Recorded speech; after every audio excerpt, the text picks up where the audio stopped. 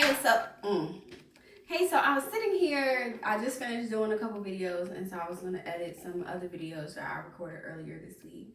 I did the homeschooling video, and I forgot another tip that I also think is very important. And so tip number 11, bonus tip, don't be afraid to ask for help. Don't feel bad or anything like that because you don't understand. It's okay, not all of us went to college, or not all of us studied something in college that would help us, help our little learners. And maybe you yourself weren't good at school to begin with. Keep in mind that there are other kids that have absolutely nothing to do. So don't be afraid to reach out to other parents and say, hey, is your kid succeeding in this? Do you think they could help my kid with XYZ? Some places, the schools didn't go back to campus, so you may still have some college kids that are around that are able to, possibly help with tutoring. Okay, because I know I think the highest math I took statistics and Cal 2 and all of that. And I remember last year Damari came home with something on his homework, and I literally said, oh fuck, I do not remember this like at all.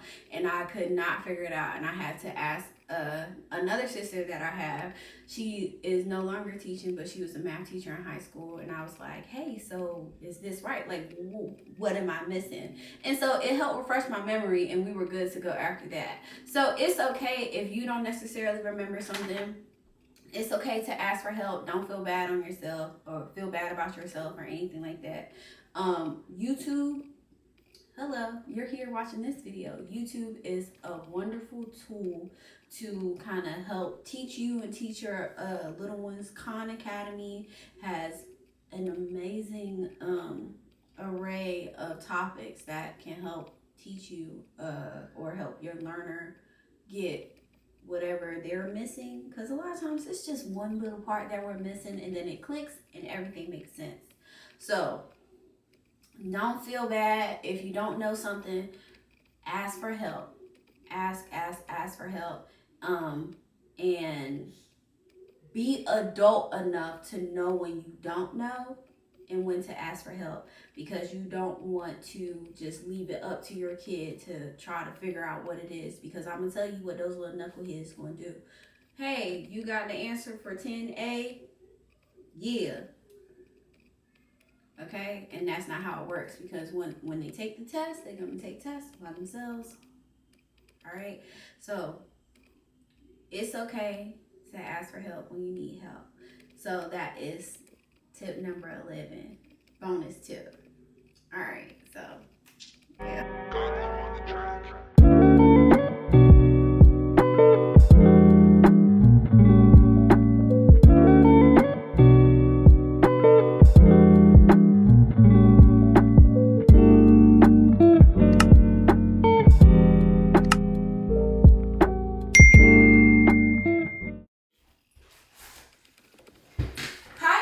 Welcome to my channel. My name is Nathina Antoinette. If you're new, go ahead and click the subscribe button. Did you click it? Did you click it? Oh, I see you did. Thank you so much. I appreciate it. So today's video, we are going to be talking about some homeschooling tips. From me, I used to be a teacher, and now I'm homeschooling my daughter. And I did not teach small kids. I taught high schoolers and middle schoolers, but the concepts are the same for the most part.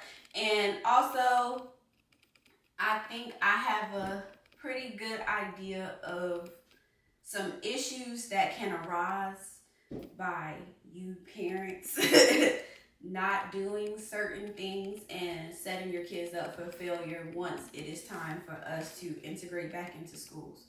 Because the goal is to get this stuff under control so we can go back to normal, right?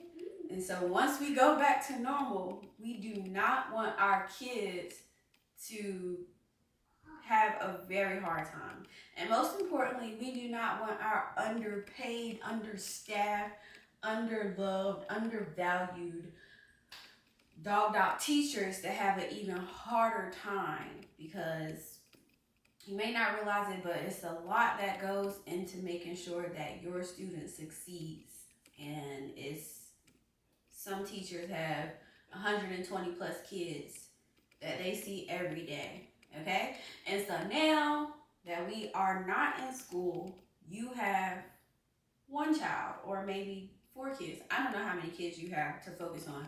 But teachers still have a good amount of kids to focus on, not to mention the paperwork and all the other stuff that they have to do just for the people that are above them. Okay? So we are going to work together. I'm sorry that was such a long, but I am passionate about teaching.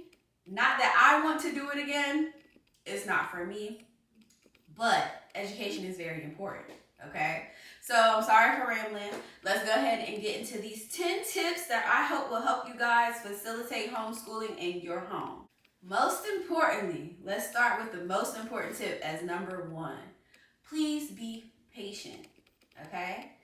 And I personally never experienced this issue, but I know many people who has, and the frustration that arises if Johnny had 4 apples and Susie gave him 3 apples. How many apples does Johnny have? And your kid says 2, and you're like, what? I said if Johnny had. So we do not want to do that. We want to be patient because we know it. Let's just say we know it, but they don't know it. They are still in the learning phases. And sometimes kids, they don't perform for you right off the bat. And especially if you're not being patient with them, you can cause them to shut down.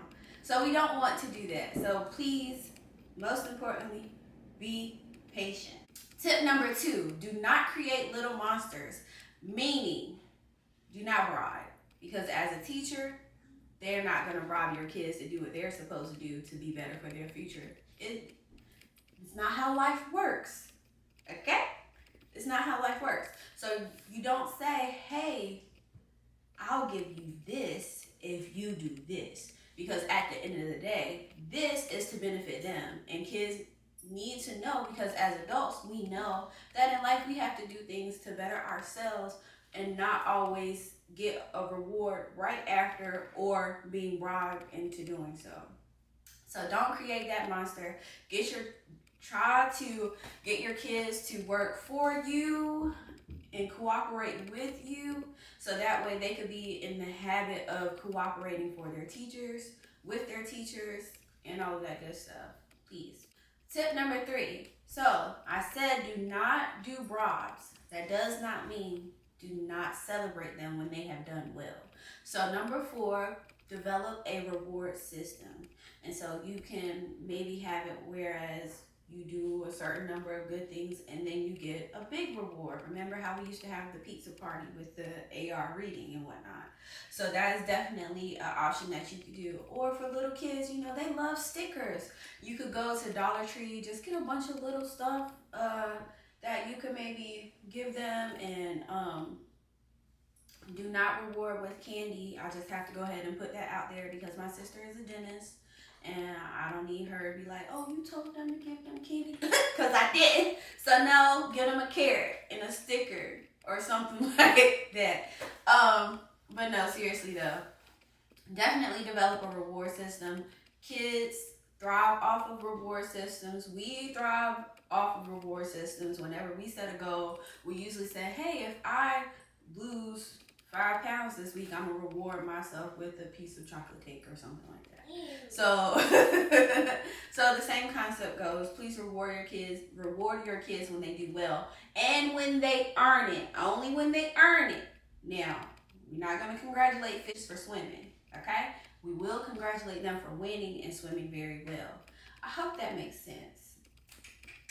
Number 4, please set a schedule and stick to it. So I know that this may be hard for some people because everyone's job is not as flexible, but you definitely want to make sure that you are being consistent with spending time facilitating learning for your child or teaching your child, whichever one you're doing. I know some people are just facilitating learning and, being a learning coach basically. And then some of us are actually, teaching. So yes, please make sure that you are setting a schedule and following it, because at the end of the day, if you expect your kids to go back to school, they are going to have to follow a schedule. They're not going to be able to say, well, I'm tired, I don't want to do my work no more. And I know as a teacher, we already know that we have kids in our classroom. As a former teacher, sorry, we have kids in our classroom who sometimes do that. Hey, I don't feel like doing this work no more. So parents, please do not let that continue at your home. Please stay on your kids about being on their schedules and dedicating time to their work. Number 5, designate a learning area. So this is our learning area now. It's just a little spot in my kitchen. We don't really eat in the kitchen, so it's a perfect spot for us to do what we have to do. Maybe do a section of the table, and that is where your kid lays out their books, or maybe get them a desk, and that is their special learning desk, their learning area. Okay, because you want to remove as many distractions as you can. And this goes for the teenagers as well. Take their phones away, because technically they're not supposed to have it in the classroom, because it's a distraction. I know they do have it. That's neither here nor there, because right now we're talking about at home. Your mom or your dad, whatever, you run it. So make sure that you are making sure that distractions are clear and that they have a nice area where they can actually focus on what it is that you are trying to teach them. Tip number 6. So this may be a little difficult, but get creative. Don't always sit in the house. Try to do maybe like a field trip, or just it's still nice outside, so maybe get a blanket and y'all could go sit outside at the park or something, socially distancing yourselves, and you can work on your lessons there. Just a change of venue, because I know in the classroom we do have times where we do take the kids outside and teach them in a different way. Nobody wants to sit down and do the same thing every single day over and over. It gets redundant and gets boring. So switch out the venue, change your style of teaching. Do your best to show your kids that learning is fun, and it doesn't always have to just be in the classroom, or just in the kitchen, or just in the corner, just at your desk. Okay? You can learn many different ways in many different places. So field trips and switch up the venue. Tip number 7, you have to be firm, you have to be strict. Like I said in tip number 6, 5, whatever it was. You run this, okay? And when y'all let your kids run it at home, they get into the classroom and they feel like they can run the teachers and they can run their classroom. And that's not what we want. We don't want that to become even more of a problem once these kids finally get back into school. So if you say you have X amount of time to complete this, and then the rest of it is homework, then that's what it is. Yes, still give them homework even though they are at home. Yeah, I know it's weird, but they still have to get in the habit of we don't want them to just forget school completely, okay? So we want to make sure that we're still being strict in the same way that we were or should have been while they were actually in school. Number 8, teach the kids like they're not yours. And I think once I realized this, everything became so much easier, because I think for me, I was looking at it as, okay, well, I'm mom. I shouldn't have to keep telling you, hey, sit down, do this, because that's not how it works. But we're doing something different. You're still mom or dad or whatever, but now you're a teacher, okay? So you want to teach them like you are an actual teacher, not like they're your kid and you're just trying to help them with their work. Pour into them and actually like teach them. So for little kids, just be as bubbly and as happy as you could possibly be. With Blythe, we have circle time, even though it's just the two of us, and I'm like, good morning, Blythe, like really corny and super extra, and just, you know, taking it to the next level. That way you keep them really engaged, and it shows that you want to be there, and so they want to be there a little bit more. I hope that makes sense. Number 9, do your best to have fun while you are learning. Okay? Just try to teach your kids that learning is fun, because when we have fun while we're learning, it sticks to us a lot more. But if you really sit down and you think, the stuff that you remember the most from school is the stuff that was repeated constantly. And then the other stuff that you remember is the stuff that you had fun while learning. It kind of stuck to you. So most of the random knowledge I have in my head comes from I had fun while I was learning it. And so it stuck to me, you know? So make sure that you're having fun, because if you're not having fun, why do you expect them to have fun? If you get frustrated, expect them to get frustrated with you as well. You get what I'm saying? Number 10, take into account your child's age and their attention span. For example, Blythe is almost 4. So at this point in time, I probably shouldn't spend more than about 15 minutes on a topic before giving her a break, because she has a lot of energy and they want to move around and do other stuff.